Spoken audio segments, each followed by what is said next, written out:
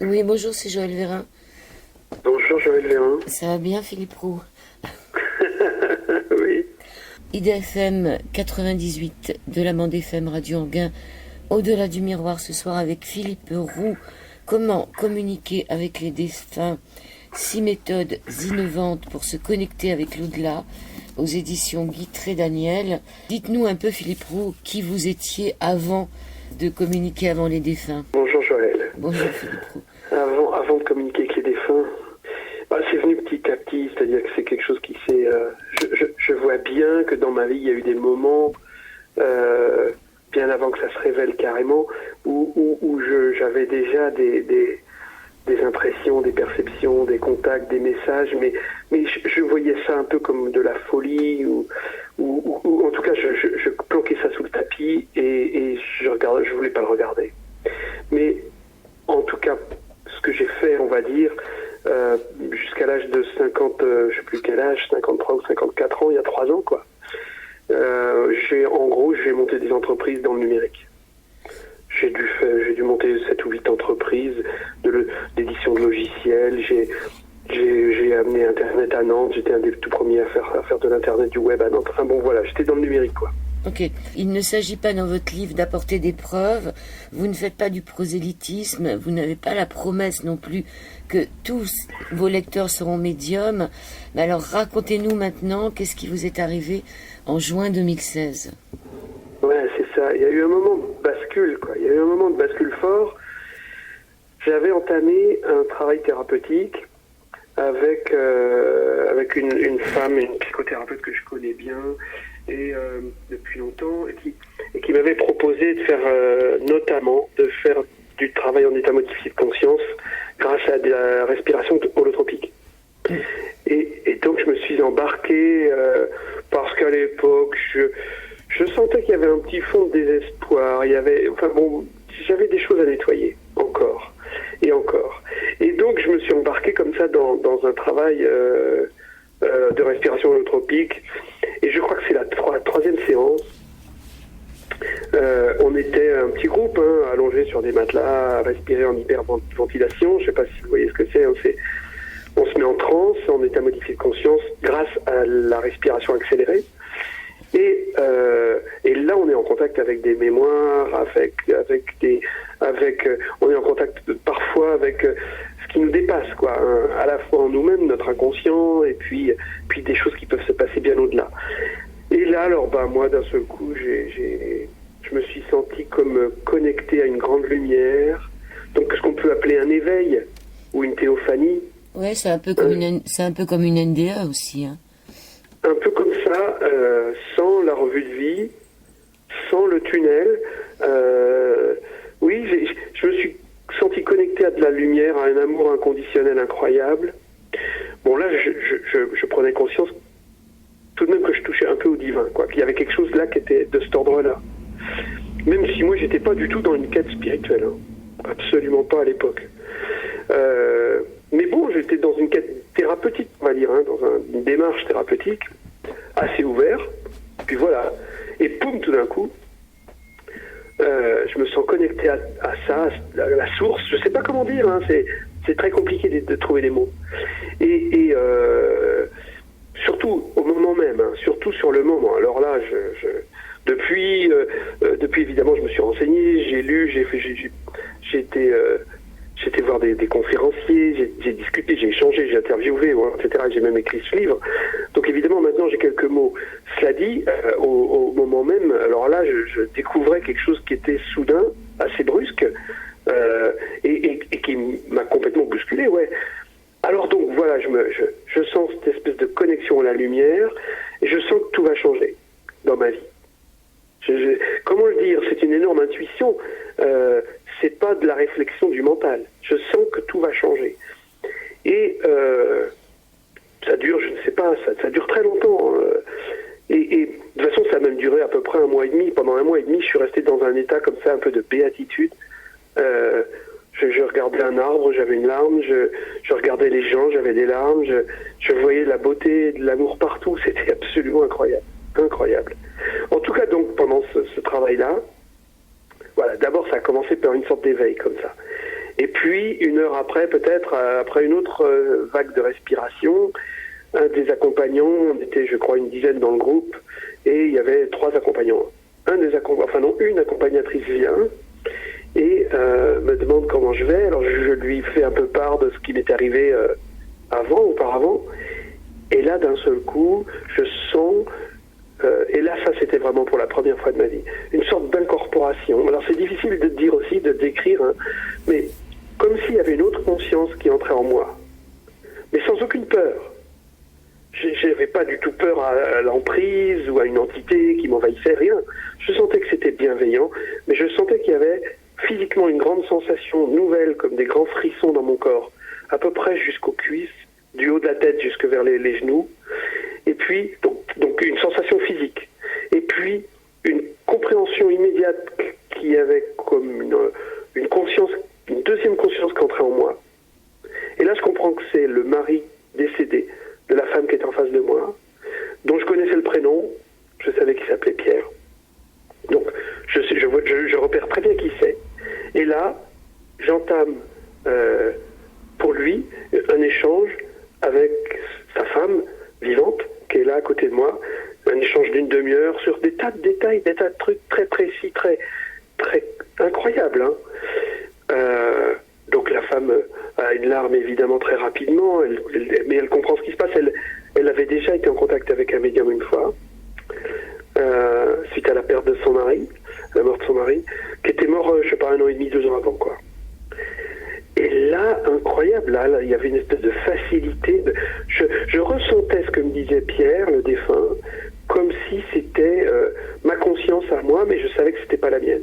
Mais c'était, si j'entendais rien, je voyais rien, c'était comme de la télépathie, c'était comme si c'était ma conscience, mais sachant que c'était pas la mienne.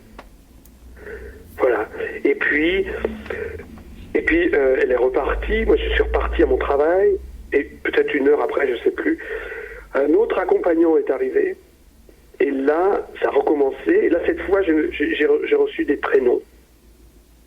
C'est-à-dire que le premier défunt, j'ai compris que c'était son père, avec un sentiment d'incorporation aussi, une sensation comme ça d'incorporation, comme la première fois. Et j'entends Joseph. Enfin, j'entends pas, mais je sens que c'est Joseph, et qu'il s'appelle Joseph. Donc je lui dis, et effectivement, son père s'appelait Joseph. Moi, je ne connaissais pas. Hein. Et donc, là, encore une fois, il se met à pleurer. Il avait perdu son père quand il avait 2 mois, qu'il était mort d'un cancer. Et donc là, j'ai des premiers messages, mais pas grand-chose. Il y a de l'amour. Alors ouais, je sentais aussi beaucoup les émotions des défunts. Incroyable. Et donc, je donne les messages, puis je sens qu'il part, qu'il y a quelqu'un d'autre qui vient, qui est proche du premier, qui s'appelle Henri, j'ai le prénom Henri. Et là, il y a des choses, moi, je dis, avec demande de pardon, enfin bon, etc.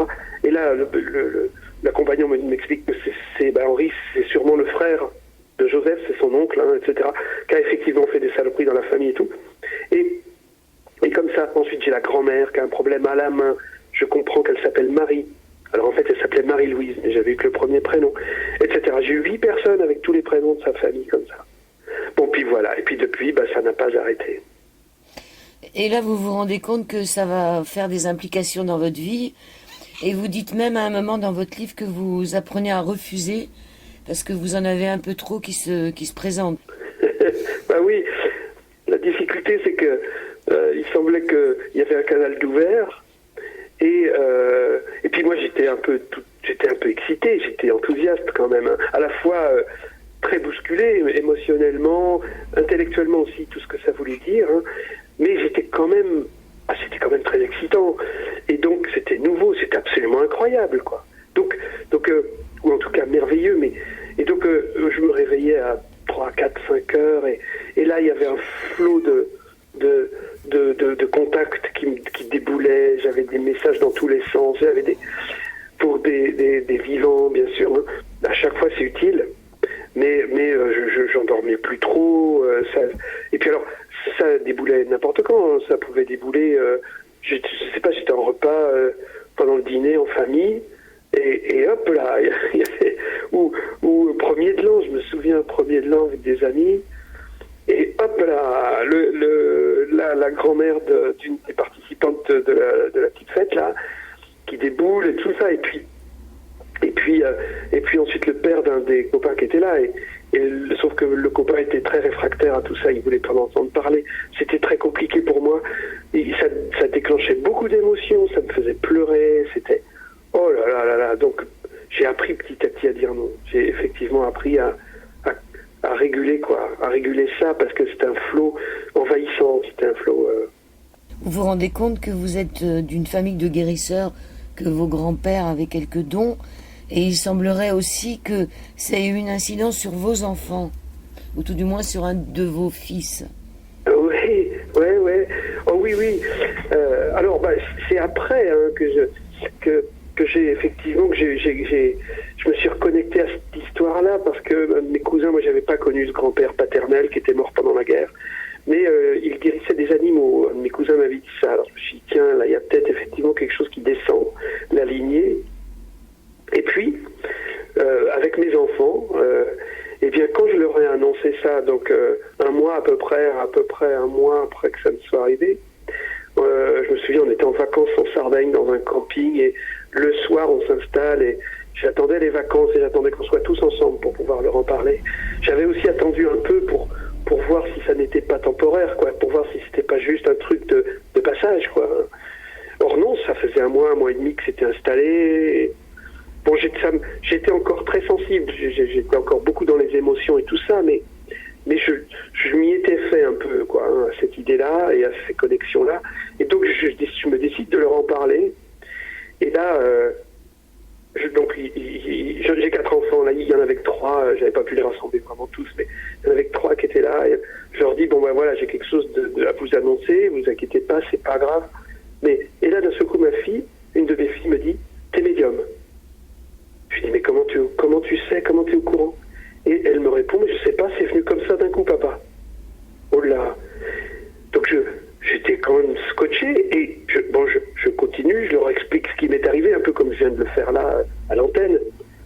Et d'un seul coup, je sens mon père, qui est mort il y a une quinzaine d'années. Je sens mon père, je le reconnais bien, il avait sa sorte de signature d'incorporation, là, c'était très étrange. Je le sentais dans les épaules, très chaud, enfin, c'était particulier. Et je le reconnais bien. Et d'un seul coup, je le sens, donc, et je le dis à mes enfants et à ma femme qui était là, je le dis, en même temps, c'est pas vraiment étonnant, mais voilà que je sens mon père. Et d'un seul coup, je me dis, tiens, j'avais déjà constaté que ça avait marché une fois ou deux. En tendant ma main, je leur dis, prenez ma main, vous allez peut-être sentir quelque chose vous aussi. C'était déjà arrivé. Et alors, mes enfants tendent la main, et ma femme aussi, et me touchent. Et là, ma fille, la même qui avait dit que j'étais médium, hurle, se jette dans les bras de sa mère en lâchant ma main, et dit, je l'ai vu. Et elle avait super peur. Ma femme l'a vu également. Et donc apparemment, alors que moi je vois rien du tout, je le disais tout à l'heure, elles l'ont vu, et ma fille qui ne connaissait pas son grand-père, me l'a décrit, il avait des taches de rousseur, il avait des poils blancs, etc. Elle avait peur, elle a pris peur en le voyant à travers moi. Donc là apparemment, c'est comme si la médiumnité était un peu installée déjà, entre autres avec elle et avec ma femme, et comme si ça passait d'une génération à l'autre, c'est très étrange. Et puis, effectivement, un de mes fils, plus tard, qui était assez sceptique, lui, je ne sais pas quel âge il avait à l'époque, 16-17 ans, il s'est cassé la figure en vélo, et il s'est cassé le poignet en 2 endroits, il est allé à l'hôpital. Ils l'ont un peu endormi, là, vous savez, pour remettre vite fait les os en place. Je ne connais pas bien les termes médicaux, mais... Et dès qu'ils l'ont endormi, là, paf, il a fait une sortie de corps. Il s'est retrouvé au-dessus. Alors, il décrivait ça comme dans ce qu'on reconnaît bien dans les récits de sortie de corps ou de NDE. Il voyait les infirmières sur son corps d'au-dessus, comme s'il était collé au plafond. Ça a duré 5 minutes, il les entendait parler, et puis paf, il est retourné dans son corps. Et le soir même, il m'a dit, papa, je ne comprenais rien à ce que tu m'expliquais, mais ça y est, maintenant j'ai compris. Comme si la conscience n'était pas vraiment liée au corps. Extraordinaire, génial. Oui, alors j'aimerais qu'on revienne un peu sur ce que vous venez de dire, là, qui n'était pas dans votre livre, à savoir que votre femme et une de vos filles a vu le grand-père en vous. Ça voudrait dire que quelque part vous vous êtes métamorphosé physiquement? Non, je crois pas. Non, elles ont vu juste une image, Mais pas Non, sur je ne me suis vous. pas métamorphosé, non. Mais est-ce que l'image était sur vous? Je sais Ou pas. est-ce que c'était... Elle me disait que oui. Elle me disait que c'était un peu comme... oui, c'est ça. Une incorporation. Comme si entre elle et moi, il y avait une image qui s'était superposée. Ok. Ouais. Alors, donc les réactions de votre entourage, ça c'est au niveau de votre famille, mais quelles ont été les réactions au niveau de vos collègues de bureau ou au niveau de vos amis? Voilà. Bah là, malheureusement, avec mes collègues de bureau, ça a été un peu compliqué. C'est-à-dire que à l'époque, je travaillais dans une association de 1901 que j'avais créée qui s'occupait de transition numérique des médias dans l'ouest de la France. Et alors, cette association-là, on la gérait à deux. On l'avait montée à deux et je la gérais avec un collègue. Et alors, lui, est très matérialiste, très rationnel, très journaliste, formation Sciences Po, absolument pas ouvert à l'ésotérisme ou à la spiritualité. Et alors quand je lui ai annoncé ça, j'ai attendu un peu, j'ai encore attendu plus longtemps qu'avec mes enfants.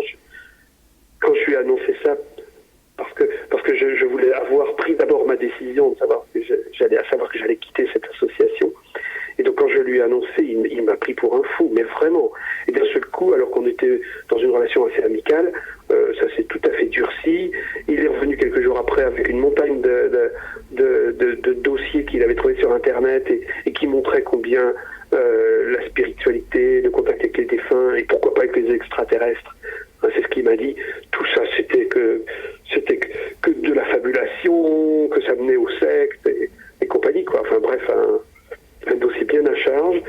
Et je pense qu'il avait très peur et pour lui, c'était très éloigné de ses perceptions, de son état d'esprit, de son monde à lui.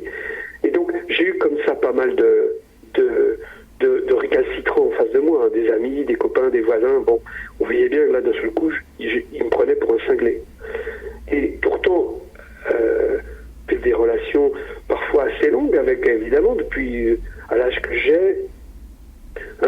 J'ai pas 15 ans, donc les gens me connaissaient depuis longtemps parfois et tout ça.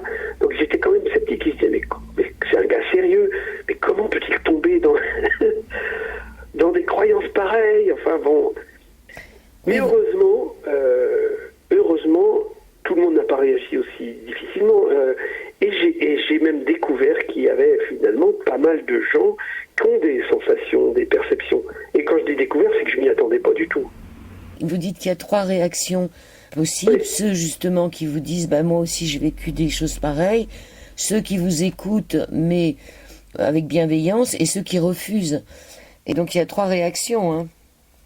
Oui, c'est ça. Moi, je sais pas, c'est pas toujours simple à mettre en tiroir comme ça, à catégoriser, mais en gros voilà, c'est ça. Les réfractaires, on les connaît tous, c'est ceux qui sont. Mais alors, on a l'impression que ça les dérange parce qu'ils deviennent vraiment intégristes, même anti-spiritualité, etc. Hein. Bon, on le connaît tous. Et puis bon, il y a le gros, la plupart des gens effectivement à qui je racontais ça, qui m'écoutaient avec attention, avec bienveillance, en se demandant quand même de quoi ça causait vraiment. Ils contactent les morts, qu'est-ce que c'est que ce truc, quoi. Mais bon, ils me respectaient, ils m'aimaient bien, bon, etc. Ça passait à peu près, quoi. Mais on sentait qu'il y avait un petit doute, mais bon, ça changeait pas la relation vraiment. Et puis alors par contre, il y en a et finalement assez nombreux, des gens qui m'ont dit, ou qui m'ont avoué, quoi, qui m'ont dit, mais c'est super que tu nous en parles parce que moi aussi, figure-toi que depuis que j'étais petite, je sens des choses, mais j'ose pas. J'ai même vu une femme, là, une amie, des gens que je connaissais depuis une dizaine d'années, on dînait chez eux, je lui raconte ce qui m'arrive, et je le racontais à tout le monde puisque j'allais changer de boulot. Bien falloir que j'assume. Donc les gens me disaient, alors comment ça va, ton travail et tout. Je disais, je vais changer parce que voilà, il m'est arrivé ça. Je racontais et là je voyais la femme qui pleurait.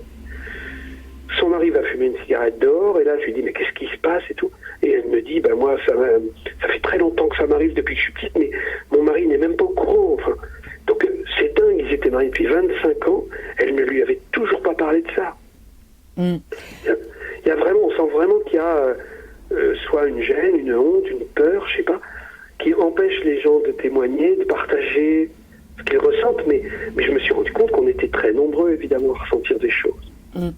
Bah surtout que vous vous sentez un peu unique, hein, c'est-à-dire que vous êtes dans une sorte d'euphorie au départ, vous vous sentez un peu unique, mais vous vous rendez compte aussi que vous n'êtes pas toujours en contact, c'est-à-dire qu'on ne peut pas demander comme ça des contacts comme on demande un numéro de téléphone, c'est-à-dire vous vous rendez compte quand même que c'est pas vous non plus qui décidez tout le temps d'être en contact. Quelquefois, ça marche pas puisque vous testez un peu comme un jeune, quoi. C'est-à-dire, vous vous rendez compte à un moment qu'il faut pas jouer avec ça. Oui, effectivement. Je me suis aperçu de ça petit à petit. Bon, en général, lorsque quelqu'un venait avec une demande sincère pour contacter un de ses défunts, il suffisait qu'il en parle et pop, le défunt était présent. D'ailleurs, depuis, je me suis même souvent demandé si c'était pas le contraire, c'est-à-dire que que le défunt est toujours là et que c'est d'un seul coup le vivant qui vient. Comme si le rendez-vous était dans l'autre sens. Hein, je sais pas si je suis clair là, mais comme si finalement c'était pas le défunt qui venait, mais c'était le vivant qui venait. Ah ben expliquez un peu plus, parce que là c'est intéressant. C'est-à-dire développer là. Ça m'est souvent arrivé, et c'est le cas aussi en hypnose que je pratique aujourd'hui. Je me suis souvent demandé quand même de qui émanait la demande. C'est-à-dire que qui fixe le rendez-vous, qui invite. Et c'est pas si clair que ça, parce que c'est tellement immédiat. C'est-à-dire que le vivant vient à un rendez-vous, vient à une séance d'hypnose ou à une séance de médiumnité. Bon, j'en fais plus comme ça, une séance de médiumnité, mais peu importe. La personne, le client vivant, le patient vivant vient et s'attend à contacter donc son défunt, un proche défunt. Et en fait, ils sont là, les défunts sont là. Et ça m'est souvent arrivé de ressentir que le défunt était là avant le vivant. Et que c'est comme si, en fait, le rendez-vous, c'était le défunt qui l'avait provoqué. Par, je ne sais pas comment, en inspirant le vivant, en lui donnant l'idée, comment ça vient, hein, l'inspiration, l'envie. C'est très compliqué. Comment est-ce qu'on a envie de faire une chose plutôt qu'une autre? Comment est-ce que les informations nous arrivent? C'est plein de synchronicité, c'est plein de vrais faux hasards, c'est plein de trucs incroyables. Un tel m'a dit que, puis tout d'un coup, pof, où je tombe par hasard sur Internet, où les gens disent parfois qu'un livre tombe de la bibliothèque. C'est absolument incroyable comment les infos nous arrivent et comment on va vers un médium ou vers quelqu'un plutôt que tel autre, enfin bon, etc. Et j'ai parfois l'impression comme ça que ça serait bien possible que ce soit nous, les vivants, qui répondions aux rendez-vous, aux invitations des défunts. Ok Philippe Roux, on fait une pause musicale, on se retrouve tout de suite après sur l'antenne d'IDFM. Viens avec moi, viens avec moi. IDFM 98 de la bande FM, seconde partie de cet au-delà du miroir. Sur Radio Anguin avec Philippe Roux, on se demande comment communiquer avec les défunts. Et là, je voudrais revenir sur la première partie. Philippe Roux, quand vous dites que les défunts seraient là avant nous, je veux bien le croire, mais alors comment pouvoir se poser la question de savoir pourquoi quelquefois ils répondent pas? Oui, ça c'est une vraie question. Je ne sais pas, quelques éléments de réponse qui me viennent comme ça à l'esprit, c'est qu'effectivement parfois j'ai rencontré des vivants qui avaient des attentes très très fortes, des attentes qui étaient de l'ordre même, comment dire, de la névrose, quoi, quelque chose qui reposait sur une souffrance. Ce qu'on comprend, hein. Vous perdez un fils, vous perdez un enfant, une fille, je sais pas, ou votre mari, et évidemment, évidemment, il y a de la souffrance, évidemment, il y a une douleur telle que, bon, ça, je comprends tout à fait, je ne juge pas, mais j'ai vu des situations où il y a tellement d'attentes, c'est tellement, la personne a tellement besoin de ce contact que ça passe pas. C'est arrivé, et surtout en hypnose d'ailleurs. Quand l'attente est très très forte, ça passe pas. Alors, je ne veux pas anticiper sur la suite de l'émission, mais je pense à Alan Botkin, qui est un médecin américain que j'ai interviewé pour le livre, qui lui travaille avec une méthode pour contacter les défunts qui s'appelle l'EMDR, IADC, Induced After Death Communication. Donc, contact après la mort avec l'EMDR. Vous savez, le système de traitement de post-traumatique à base de mouvements oculaires rapides. Donc, ce médecin américain, je l'ai interviewé, il me racontait qu'effectivement, lui aussi a constaté que quand il y avait trop d'attente, c'est qu'il y avait une tristesse ou une souffrance telle qu'elle baisse trop le niveau d'énergie de la personne et les contacts sont difficiles. Alors c'est peut-être une réponse, hein. Je ne sais pas, mais peut-être il y en a d'autres aussi, c'est que peut-être c'est pas approprié, ou alors peut-être que c'est pas le moment, peut-être, allez savoir, c'est difficile de dire. Oui, on peut se poser la question de savoir aussi, puisqu'on nous dit qu'il faut leur foutre la paix aux défunts, qu'une fois qu'ils sont passés de l'autre côté, il faut pas trop les rappeler. Donc est-ce qu'il y en a certains qui sont encore, on pourrait dire, plus ou moins, s'ils ont été très malades ou en soins, c'est-à-dire qu'ils sont pas capables de répondre, ou certains qui ont décidé simplement de plus jeter un œil sur le monde d'en bas? Ben, c'est possible. Moi, j'ai jamais rencontré ça. Je ne peux pas parler de mon expérience dans ce sens, parce que ça m'est arrivé de contacter des défunts 10 minutes après leur mort. Ça m'est arrivé de contacter des comateux, des gens en coma avant qu'ils soient même décédés, très fréquemment, hein, des défunts très récents.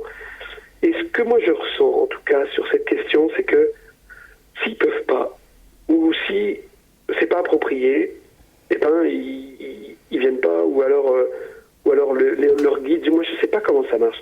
Est-ce qu'il y a besoin des guides pour créer une intermédiation? Est-ce qu'il y a besoin d'une autorisation? Comment ça fonctionne? J'ai lu et puis j'ai échangé avec pas mal de médiums. Personne ne sait vraiment, hein. Il y a plusieurs écoles, il y a plusieurs points de vue sur tout ça. Personne ne sait vraiment ce qui se passe dans cette partie de l'au-delà, si on peut dire comme ça. Mais moi, en tout cas, j'ai jamais constaté qu'il y avait de latence, de période d'attente, ni 3 jours, ni 3 semaines, ni je ne sais quoi. Vraiment. Hein. Et quand je lis, par exemple, les bouquins de Le Test, là, vous savez, de Stéphane Alix, ou son dernier bouquin après, je fais des témoignages aussi comme ça, où les défunts, aussitôt leur mort, essayent au contraire de communiquer avec les vivants, pour les rassurer, pour leur donner un message d'amour. J'ai pas l'impression qu'il y ait de difficultés. Et puis je pense qu'ils sont assez grands là-haut pour gérer eux-mêmes ce qui est jouable ou ce qui est pas jouable ou ce qui est faisable ou pas, quoi. Alors, est-ce qu'il y a quelqu'un au bout du fil? Sûrement, c'est la question qu'on se pose, mais il y a aussi cette question de désir. Il y a une femme qui vous dit qu'elle a souvent l'impression d'être comme morte. Oui, les morts sont comme moi, ils n'ont pas de désir.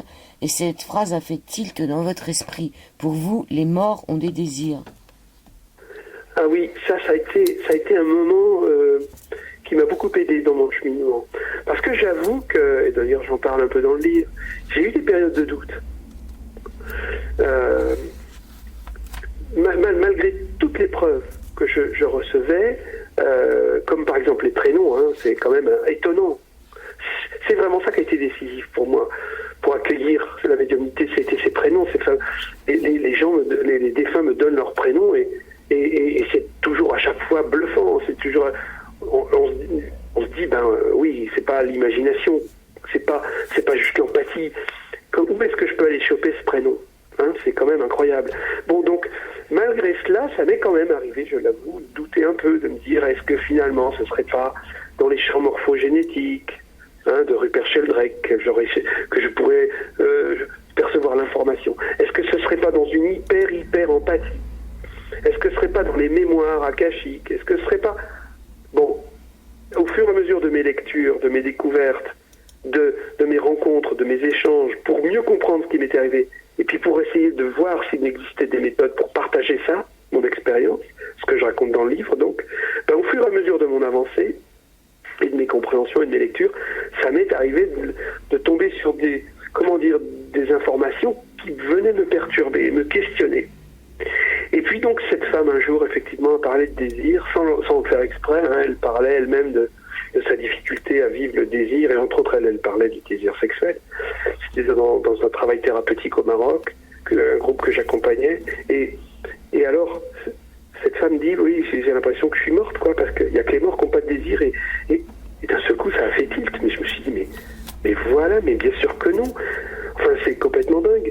Évidemment que moi je ressens le désir des défunts, c'est pas le désir sexuel évidemment, mais je vois bien qu'il y a une intention. Je sens bien un désir d'aider, un désir de soutenir le vivant, leurs proches vivants. Et j'ai envie parfois, je raconte ça, c'est imaginez que, bon, je sais pas, Joël, si vous avez des enfants, moi j'en ai, imaginons que je meurs demain, et que je me retrouve dans le ciel, et que je vois, enfin dans l'au-delà, et que je vois mes enfants se dépatouiller, ou souffrir, ou en difficulté. En tout cas, moi je continue, enfin je peux imaginer que si je peux continuer à les voir, je vais veiller sur eux. Je peux imaginer que c'est pas parce que mon corps terrestre est mort que ma conscience et que s'effacerait mon amour pour mes enfants. Si ma conscience continue à vivre, pourquoi l'amour qui est avant tout un désir, un désir, c'est-à-dire une intention de bienveillance, etc., et d'affection qu'on porte pour quelqu'un. Cette affection, il n'y a pas de raison qu'elle s'arrête. Et moi, je la sens éminemment quand je suis en contact médiumnique comme ça. Le nombre de personnes, c'est incroyable, le nombre de défunts qui me disent, enfin qui me demandent de dire à leurs proches vivants, mais pourquoi tu me pries pas, pourquoi tu demandes pas de l'aide? Et là, je sens bien l'intention, je sens bien le désir d'amour. Et c'est ça qui a fait tilt pour moi, ouais. À ce moment-là, je me suis dit, oui, ok, il y a donc bien là la trace d'une intention individuelle, de quelque chose qui persiste, quoi. Au-delà de la conscience, du genre conscience intelligence ou conscience je ne sais quoi, il y a quelque chose de l'ordre du désir d'amour que moi je ressens en tant que médium. Je le ressens si fortement que c'est indiscutable. Oui, ça pourrait s'appliquer aussi à ceux qui n'y croyaient pas durant leur vivant. Moi, je me souviens de mon père qui ne croyait en rien et j'avais demandé à une religieuse si je pouvais quand même pratiquer quelque chose. Elle m'a dit, vous inquiétez pas, maintenant il sait. Et alors, voilà. Mais ça n'empêche pas que il peut y avoir des gens qui ne répondent pas. Donc, ce besoin d'amour, si jamais, là, il y a des auditeurs qui nous entendent et qu'il n'y a pas eu de réponse à leur demande, ils peuvent se demander s'ils ont été aimés par ces défunts. Donc, on tourne un peu en rond aussi. Est-ce que ce besoin d'amour... Oui, mais il ne faudrait pas faire le syllogisme. Ça n'est pas parce que on n'arrive pas à contacter un défunt qu'il ne nous aime pas. C'est sans doute parce qu'il y a une difficulté temporelle ou trop de tristesse en nous, ou trop de souffrance qui empêche la communication. Ça, je l'ai constaté et je suis pas le seul. Et puis, je vous parlais d'Alan Botkin tout à l'heure, le docteur là. Et puis, il peut y avoir des tas d'autres raisons qu'on est incapable de mesurer et d'estimer, mais c'est sûrement pas. Ce serait dommage d'inverser la réflexion et de se dire que c'est parce qu'on n'est pas aimé. Certainement pas. Certainement pas. Nos défunts, nos proches défunts, nous aiment, c'est évident. Après, bon, pourquoi le contact ne passe pas toujours, ça c'est autre chose. Alors on va en troisième partie d'émission, j'aimerais, parce que votre livre donne toutes les méthodes qu'on peut donc, 6 méthodes innovantes pour se connecter avec l'au-delà. Dedans il y a du chamanisme, il y a les médiums, enfin il y a énormément de... Et j'aimerais plutôt qu'on aille vraiment vers la CIAM et l'IADC, parce que c'est vraiment quelque chose que je ne connaissais pas et qui est très peu pratiqué en France. Donc on va en parler en troisième partie d'émission. Mais avant d'aborder la CIAM et la IADC, vous posez un tas de questions aux scientifiques dans votre livre et vous posez une question sur le suicide et vous posez la question pratiquement à tous les intervenants. En découvrant que la vie ne s'arrête pas à la mort terrestre, on pourrait craindre qu'une personne psychologiquement fragile ait envie de rejoindre un proche décédé et tente de mettre fin à ses jours.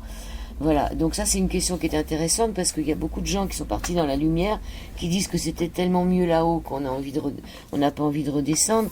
Et c'est vrai que d'ouvrir une possibilité d'amour inconditionnel, de lumière avec des gens qu'on a aimés, ça peut peut-être inciter des gens à passer de l'autre côté du miroir. Donc c'est intéressant que vous ayez posé cette question aux intervenants, hein. Et puisqu'on est dans la CIAM, on va en parler. Et dites-nous un peu ce que c'est que cette technique qui est très peu connue en France. Oui, malheureusement. Il s'agit, comme je l'évoquais rapidement tout à l'heure, là, il s'agit d'une adaptation d'une méthode qui, en revanche, elle est beaucoup plus connue, qui s'appelle le MDR. Ice Movement Desensitization et Reprocessing, quelque chose comme ça. En tout cas, ça veut dire en français mouvement oculaire rapide pour reprogrammer un peu les émotions. Et c'est une technique qui sert surtout dans les hôpitaux, par exemple, ou bien chez des psychothérapeutes qui ont été formés. Une technique qui sert à régler à traiter les stress post-traumatiques.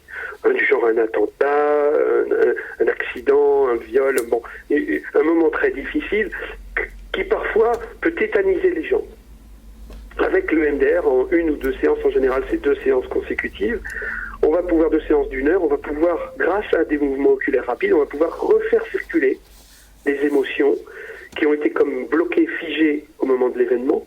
On va pouvoir refaire circuler ça à nouveau, et ça n'efface pas de la mémoire, bien évidemment, mais le souvenir ne nous envahit plus, ne nous empêche pas de vivre.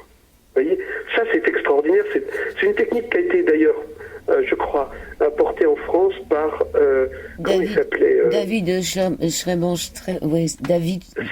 Voilà, j'arrive pas David Servan-Schreiber. Ouais. Dans les années 80, je crois, ou 90, quoi. Et alors, il y a un Américain, le docteur Alan Botkin, qui, médecin absolument pas spirituel, absolument matérialiste, psychiatre, je crois, de formation, qui bossait avec des vétérans à l'hôpital de Chicago, il travaillait avec des personnes traumatisées, et il pratiquait le MDR pour régler leurs problèmes de trauma. Et il y avait quelques clients un peu résistants, on va dire, avec lesquels il avait bien de la peine à aller sortir de la dépression et tout ça. Et à un moment donné, à la fin d'une séance classique, où il a pratiqué, là c'est le truc classique, quoi, selon le protocole classique de MDR, il a eu envie, l'intuition, il a eu envie de continuer un peu, de redonner un dernier coup de mouvement comme ça, en face les yeux du soldat. Et la personne en face de lui a fermé les yeux, et pour la première fois s'est mise à sourire, et est revenue en disant « Docteur, vous n'allez pas me croire, vous allez penser que je suis fou, mais la Vietnamienne, là, qui était morte sous mes yeux au Vietnam et tout ça, je viens de la voir, elle est grande, elle me pardonne, elle va bien, etc. Et je ne comprends pas, mais j'ai l'impression d'être guéri, docteur. » Alors évidemment, Botkin, en médecin classique, hein, tout à fait matérialiste, a cru que le vétéran en face de lui avait halluciné. Ça fait l'air quand même incroyable, quoi, avec des résultats immédiats. La personne semblait soulagée immédiatement. Il a retesté avec le patient d'après, et ça a remarché. Et puis, etc. Puis il a demandé à ses collègues, et puis finalement, ils se sont rendus compte que ça marchait à tout coup, quasiment, puisque je sais plus, ils sont à 90% de réussite. Eh bien, les personnes en face, après avoir été traitées pour le trauma lui-même, ou la tristesse du deuil, par exemple, eh bien, paf, ils peuvent établir un contact avec un défunt. Et donc, il a appelé ça le CIAM, auditeur d'IDFM, qui veut dire communication induite après la mort. Donc, il a rajouté quoi exactement? Parce qu'on a juste un pratiquant ou 2 en France. On n'a pas grand monde, hein. Ça se passe à Marseille ou à Paris aussi. Oui, c'est ça. Il y a un annuaire, Alan Botkin a formé des centaines et des centaines de praticiens, et il a un annuaire aux États-Unis. Il suffit de taper EMDR, et alors SIAM en anglais c'est IADC, Induced After Death Communication, et donc EMDR, IADC, et vous trouvez la liste des praticiens dans le monde, qui sont plusieurs centaines, plusieurs milliers sans doute même maintenant. Et alors en France, je crois qu'il y en a 2, il y en a un qui travaille, Marc Fernet je crois, que j'ai rencontré, hein, qui travaille entre Paris et Marseille, et qui est formateur lui-même, formateur agréé. Et il n'a pas voulu vous former, il a dit que ça suffisait Non. pour vous, vous n'avez pas besoin. C'est drôle quand même. C'était assez étonnant. J'avoue que j'ai été assez surpris. On s'est rencontrés, on a dîné ensemble, c'était très sympa. Puis à la fin du repas, il m'a dit, je vois pas à quoi ça sert, non, je ne vous formerai pas. Continuez avec la médiumnité, c'est suffisant. Bon. C'était sans doute un vrai cadeau qu'il m'a fait, d'ailleurs, parce que ça m'a poussé à poursuivre mes recherches et j'ai découvert comme ça l'hypnose spirituelle. Et puis il y a quelqu'un d'autre, donc dans l'ouest de la France, pas loin de chez moi, là, Clisson. Oui. Une femme anglaise qui s'appelle Anne Noor Tracy, je crois, et qui fait un super boulot. Je lui ai envoyé des amis et c'est génial. C'est évidemment, c'est remarquable, quoi. C'est dommage. Alors, apparemment, si j'ai bien compris, ce qui se passe, c'est que l'association qui gère le MDR en France essaye de fait du lobbying un peu auprès des services médicaux, dans les hôpitaux, les ARS et tout, et n'a pas du tout envie de s'encombrer avec des trucs spirituels. Et donc, il y a un peu d'omerta sur le MDR SIAM, enfin, IADC, quoi. Et l'association EMDR ne promeut absolument pas cette forme-là. Enfin, bref, apparemment, c'est quelque chose d'encore assez peu connu, mais qui est remarquable, qui est en tout cas excellent pour des deuils traumatiques. Troisième partie de cet Au-delà du miroir, toujours avec Philippe Roux. Nous parlons de comment communiquer avec les défunts. Après donc le MDR, la découverte de la SIAM avec le vétéran Sam a bien entendu bouleversé la pratique du docteur Botkin et de son équipe. Et on voit que plusieurs éléments viendront renforcer la conviction qu'il avait trouvé une méthode révolutionnaire. La technique est réutilisable avec un fort taux de réussite, environ 80% en moyenne aux USA, jusqu'à 98% dans son hôpital. Les effets sont durables, les communications s'inscrivent dans une logique. Si nécessaire, le thérapeute peut aider le client à retourner dans son expérience pour la poursuivre lors d'une seconde séance. Les messages reçus des défunts sont parfois inattendus, mais néanmoins toujours bienveillants, sages et pertinents. Chaque séance a été positive, aucune n'a été négative. Les séances de SIAM contiennent souvent des messages et des conseils précis. Les patients soutiennent que leur expérience n'est pas le fruit de leur imagination. L'expérience des patients est étonnamment semblable au MDR ou expériences de mort provisoire telles que les rapporte en particulier Moody, et il arrive que certaines expériences de SIAM soient partagées et concomitantes, cohérentes, notamment avec le thérapeute et son patient, ce qui est évidemment très troublant lorsque les comptes rendus se révèlent semblables. Il y a quelques petites objections quand même. Il ne faut pas que la personne soit déprimée, je crois. Hein. Oui, c'est ça.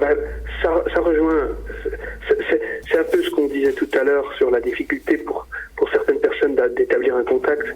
C'est que la dépression, la grande tristesse, la souffrance, vous voyez, ça n'aide pas.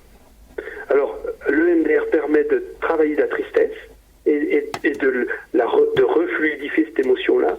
Mais malgré tout, il y a quand même quelques situations où ça bloque, quoi. Effectivement, la dépression, c'est pas recommandé.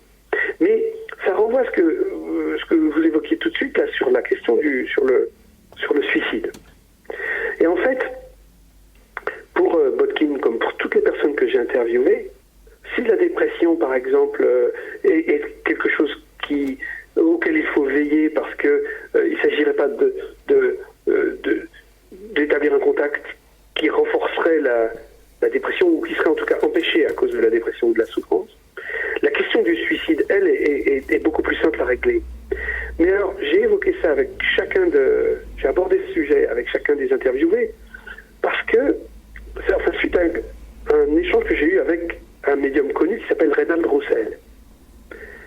Je voulais interviewer Reynald et on a échangé plusieurs fois au téléphone, il était d'accord sur le principe, mais à un moment donné, je ne sais pas pourquoi, il s'est un peu durci, un peu bloqué en disant mais en fait votre livre là, si vous faites la promotion de méthodes pour se connecter, ça va encourager les gens à se connecter comme ça avec leurs défunts et ça va donner envie à plein de gens de se suicider. Alors là, moi ça m'étonnait mais je me suis dit bon sang, il y a peut-être quand même là un risque effectivement. Et donc à chaque fois que j'ai eu un entretien avec une des personnes interviewées pour mon livre, j'ai posé la question. Voulant tout de même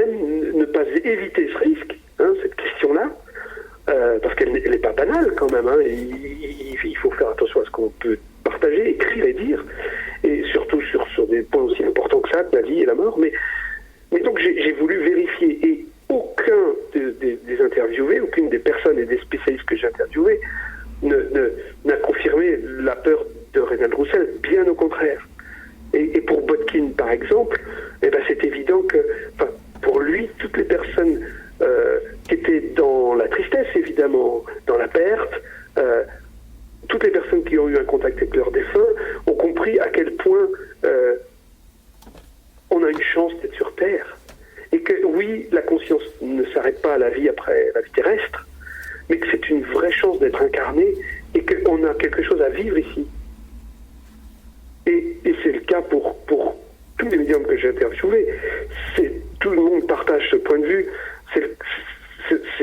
C'est pareillement pour les gens qui font de l'hypnose, pareillement pour tous les spécialistes, en gros, des états modifiés de conscience ou des contacts avec les défunts. On n'a jamais vu quelqu'un, pareil pour Charbonnier avec les NDE, des récits de mort imminente ou de mort clinique provisoire. Quand les gens ont une mort clinique avec une expérience de contact avec l'au-delà, ce qui est quand même le cas apparemment pour entre 15 et 20% des morts cliniques, ce qui est énorme, ça fait des centaines de milliers de cas chaque année, eh bien les gens reviennent avec une envie de vivre décuplée. Heureusement.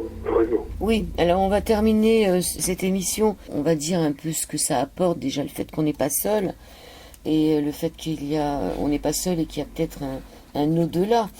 Mais j'aimerais qu'on termine avec Jack London. Dans son livre Le Vagabond des étoiles, en 1915. Oui, où il parle de l'hypnose, qui lui permettait d'aller se balader, de sortir de prison pour aller voir ses vies antérieures. C'est ça ? Oui, et ce Jack London, il vous est arrivé une expérience, c'est à la fin du livre. Et c'est quand même étonnant, parce que quelque part, on lui dédie ce livre. Voilà. Donc racontez-nous ce qui s'est passé avec lui. Jack London, tout le monde connaît. Oui, et j'ai longtemps hésité avant de glisser cette expérience-là m'a évidemment troublé, et elle est c'est cette expérience qui m'a permis en réalité d'écrire ce livre. J'étais en voiture, je descendais de Nantes à Toulouse, peu importe, et j'écoutais des podcasts de France Culture avec Guillaume Gallienne qui racontait, qui parlait de Jack London et qui citait des exemples de son bouquin L'Appel de la forêt, je crois. Et on était avec ma femme complètement pris dans le podcast. C'était super, c'était remarquablement bien fait. Et on en avait écouté 2 ou 3 couches sur couche, je sais plus. On était complètement dedans, un peu en hypnose, certainement, comme happé par l'histoire. Et à un moment, juste après que l'émission soit terminée, j'ai senti, mais alors clairement, indéniablement, un contact médiumnique avec l'incorporation, avec tous les symptômes, toute l'émotion, etc. Et c'était Jack London. Alors ça paraît complètement fou. Moi, ça ne m'était jamais arrivé. Moi, je n'avais canalisé, j'avais eu des contacts qu'avec des défunts pour des vivants qui étaient avec moi. Et c'était toujours des défunts anonymes, c'était pas des défunts connus. Et alors là, Jack London, et je comprenais que c'était pour moi.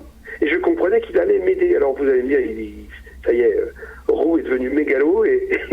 Enfin, j'ai longtemps hésité avant de citer cette expérience dans mon livre, parce que je craignais un peu ça. Mais bon, tant pis. Parce que c'est fondateur du livre, en réalité. Parce que le lendemain matin, donc il y a eu cette expérience-là dans l'après-midi, et le lendemain matin, je me suis réveillé et j'avais vraiment la vision claire et nette de tout mon livre. C'est-à-dire les 6 chapitres, avec les 6 méthodes innovantes. Je sentais qu'il allait falloir que j'interviewe les experts, et je voyais déjà à peu près qui, et je savais que ce serait facile, que je trouverais un éditeur facilement. D'un seul coup, j'avais comme un cadeau du ciel avec ce livre, et la réalité, c'est que je l'ai écrit effectivement très facilement, alors sans aucune prétention, évidemment, en toute modestie, mais je l'ai écrit évidemment facilement. J'ai eu très facilement des interviews avec des personnes que je souhaitais. L'éditeur, j'ai eu 2 éditeurs, je n'avais qu'à choisir. Ça a été extrêmement facile, et franchement, ça a été vraiment un plaisir d'écrire ce livre-là, chose que je n'avais jamais envisagée, ni même rêvé. Le jour où j'ai écouté ces podcasts de Jack London, je ne pensais absolument pas écrire quoi que ce soit. Donc, pour pour moi, évidemment, alors ça c'est ma lecture, mon interprétation de ce qui s'est passé, mais c'est un vrai cadeau du ciel qui m'est arrivé et je dis effectivement merci Jack London. Alors Jack London est présent avec nous ce soir puisqu'il m'a permis quand même de continuer le message. C'est pas par hasard que je vous demande d'en parler à la fin. Et j'espère qu'à la suite de cette émission, nos auditeurs auront aussi sa visite. C'est-à-dire que quelque part il se passera quelque chose de magique en écoutant cette émission. Puisque je vous dis, c'est pas par hasard que moi-même je vous ramène sur cette histoire-là. C'est-à-dire qu'il soit présent avec nous ce soir. Oui, effectivement. Philippe Roux. Je souhaite qu'il puisse inspirer effectivement vos auditeurs et tous nos lecteurs. Bon, le livre s'appelle Comment communiquer avec les défunts. Sous-titré 6 méthodes innovantes pour se connecter avec l'au-delà. Il y a Patrick Becquet, le docteur Alan Bobotkin, Laurence Caillé, Dominique, docteur Olivier Chambon, Jean-Charles Chabot, docteur Jean-Jacques Charbonnier, Pierre-Henri Garnier, Jean-Pierre Courtial, Denise Kikou Gillian, Florence Hubert, Sandra Ingerman, Arnaud Rioux, Arnaud Destaël et le docteur Christian Thalscheller. S'il y a des interviews, il y a des adresses, il y a tout un tas de manières de communiquer avec les défunts. Vous y parlez de l'hypnose de régression, l'hypnose humaniste, enfin il y a énormément de choses. C'est un gros livre qui fait plus de 300 pages, 350 pages. Qu'est-ce que vous pourriez dire pour terminer cette émission, Philippe Roux? Eh bien, écoutez, je vous remercie tous d'abord. Je vous remercie le ciel, je remercie Jack London, on le disait. Et puis, j'ai envie de reprendre un peu la phrase d'introduction de mon livre. Edgar Cayce, faites l'expérience. Tentez, ça ne coûte rien. Tant qu'on ne fera pas l'expérience, on ne dépendra que des croyances des autres. Alors, expérimentons nous-mêmes.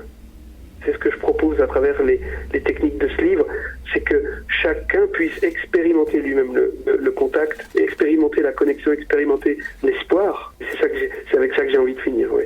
Alors soyons curieux, mais tout en sachant que ça décoiffe quand même. Hein. Donc, restez coiffés. Voilà, parce que c'est sûr que ça décoiffe un peu. Donc, soyons curieux. Je vous remercie, Philippe Roux. C'est moi, Joël. Merci beaucoup. À bientôt. À bientôt. Au revoir. Merci beaucoup. Viens avec moi, viens